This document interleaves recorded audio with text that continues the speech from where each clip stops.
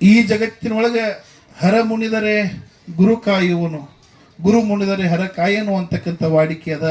ಅದರಲ್ಲೂ ವಿಶೇಷವಾಗಿ ಈ ಭಾರತೀಯ ಪರಂಪರೆ ಒಳಗೆ ಗುರುವಿಗೆ ಅಗಾಧವಾಗಿರ್ತಕ್ಕಂಥ ಸ್ಥಾನಮಾನವನ್ನು ಕೊಟ್ಟಿವಿ. ನಾವು ಎಂಥ ಸ್ಥಾನಮಾನ ಕೊಟ್ಟಿವಪ್ಪ ಅಂತಂದ್ರೆ, ಗುರುರ್ ಬ್ರಹ್ಮ, ಗುರುರ್ ವಿಷ್ಣು, ಗುರುರ್ ದೇವೋ ಮಹೇಶ್ವರ ಅಂತಕ್ಕಂತಹ ಸಾಕ್ಷಾತ್ ಪರಮಾತ್ಮನನ್ನ ಗುರುವಿಗೆ ಉಳಿಸಿದೀವಿ ಅಂದ ಮೇಲಕ್ಕ ಗುರುವಿನ ಶಕ್ತಿ ಎಂಥದ್ದು ಅನ್ನೋದನ್ನ ಸುಮ್ಮನೆ ಮೆಲಕ್ ಹಾಕೋಣ.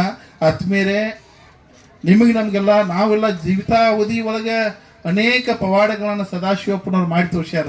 ಉದಾಹರಣೆಗೆ ಗುಡಿ, ಗುಂಡಾರ, ಮಂದಿರ, ಮಸ್ಜಿದ್, ಚರ್ಚ್ಗಳ ಪೂಜೆಗಳು ನಿಂತವರು ಮಕ್ಕಳು ಯಾರು ತಂದಿದ್ರು, ಅದರ ಪ್ರಕಾರ ಪೂಜೆಗಳು ನಿಂತು ಓಣಿಗೆ ಬೇಲಿ ಹಾಕೊಂಡು ಒಬ್ಬರಿಗೆ ಅವ್ರ ಮುಖವನ್ನು ನೋಡಬೇಕಾದ್ರೂ ಸಹ ನಮ್ಮವ್ರಿಗೆ ನಮ್ಮ ಹೆತ್ತ ತಾಯಿನ ಹೋಗಿ ಮುಟ್ಟಬೇಕಾದ್ರೂ ಸಹ ಮುಜುಗರವನ್ನು ಪಡ್ತಕ್ಕಂಥ ವಾತಾವರಣ ಬಂದಿತ್ತು. ಆತ್ಮೀಯ ಬಂಧುಗಳೇ, ಏನು ಗುಡಿ, ಗುಂಡಾರ್, ಮಂದಿರ, ಮಸ್ಜಿದ್, ಚರ್ಚ್ಗಳ ಪೂಜೆಗಳು ನಿಂತಾವು ಅಂತೇಳಿ ಅಂದು ಹೇಳ್ತಕ್ಕಂಥ ಶಿವಯೋಗಿಗಳು ಅದಕ್ಕೆ ಅನುಗುಣವಾಗಿ ಅದು ಸತ್ಯ ಅನ್ನೋದು ಆಗಬೇಕಲ್ಲ.